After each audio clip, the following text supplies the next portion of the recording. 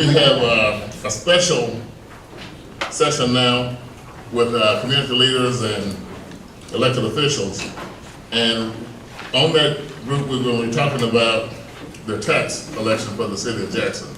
And so we're going to ask the following to raise their hand, and then we'll let them come in the order in which they are on the program. First, we have Bishop Randy Crudup is here. Senator John Horn. Okay. Councilman Nikita Stamps. Bishop Crudup will do the next steps afterwards. So we'll ask Bishop Crudup to come and get started.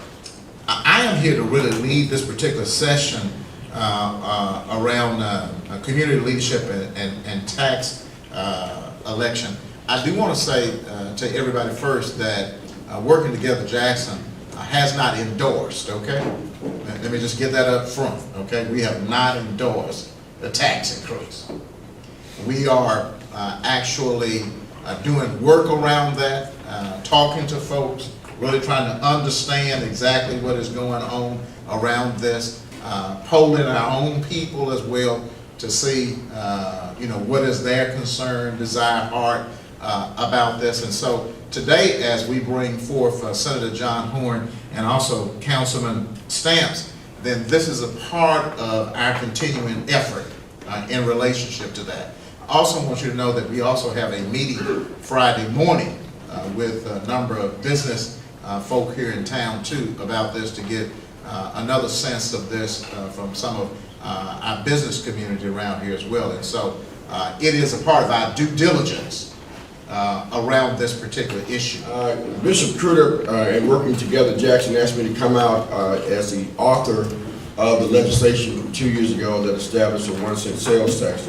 Talk a little bit about it and try to provide as much input as I can. And quite frankly, ladies and gentlemen, I only brought 40 copies of this thing because I didn't anticipate that we'd have as great a crowd as we have.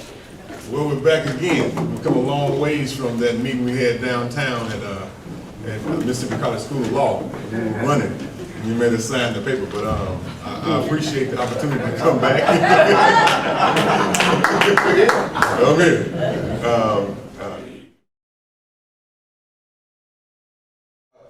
Let me just give you a little bit of background about how we came to the idea that we needed a 1-cent sales tax.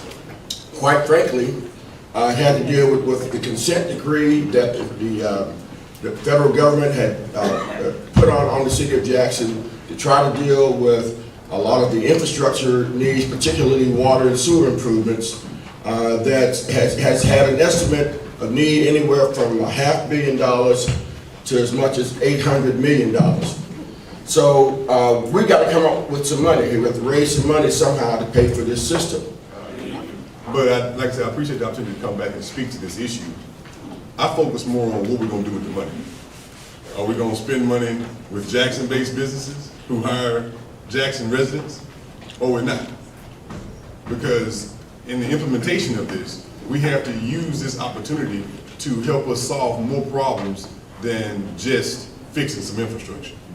It has to be used to spin off more economic development and more and reduction of crime, because one more job in Jackson reduces crime to a degree in Jackson. With every job, that means you have a household stabilized, and then things start to move forward. And that also helps our school system.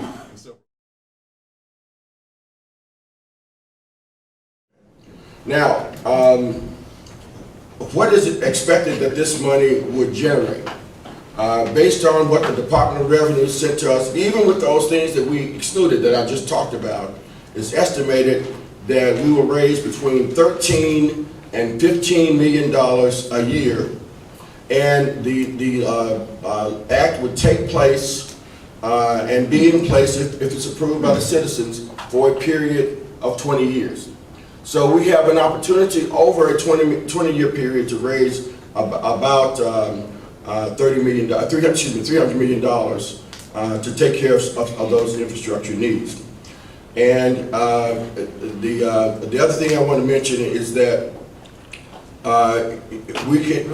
the city has the opportunity to, knowing that it's got a dedicated revenue stream, It can issue bonds for these improvements soon after the measure is approved by the citizens, and then use those collections over the next 20 years to retire the debt on the bonds. But we don't have any other mechanism other than this 1% sales tax in order to generate the funds. And it's only going to generate a portion of the funds. Like the senator said, it's only going to generate at the most, $350 million. But we have $1 billion bill that we're looking at. So with this being our only opportunity to generate those types of funds specifically to fix the problem, because it's not a blanket tax increase that goes into the general fund. It's specific for a specific purpose.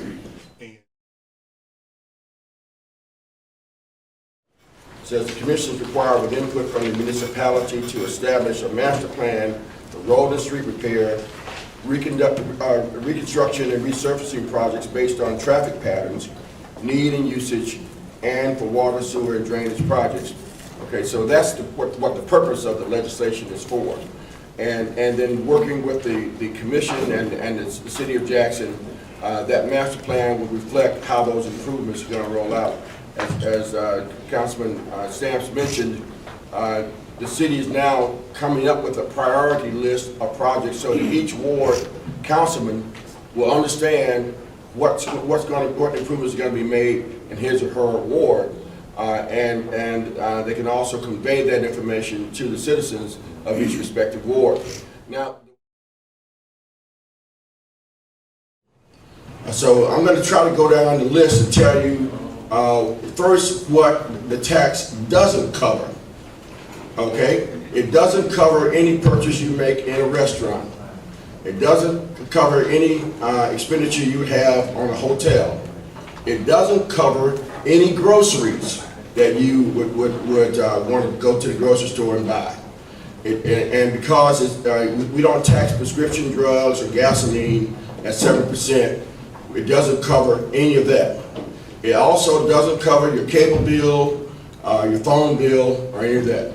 So, but if you go to the store and buy a can of motor oil, if you go to the store and buy some detergent, if you go to the store and buy some picnic supplies, you'll pay 1% more for that if the citizens approve the tax. Years ago, we passed it in 2011. And the city has just gotten around to deciding that it wants to go ahead and move forward with it. The problem with that is that, first of all, we only get 2 bites at the apple. We get two chances to pass this bill. And if by June 30th of 2014 we've not passed the bill, the law goes away. Okay? You may not vote.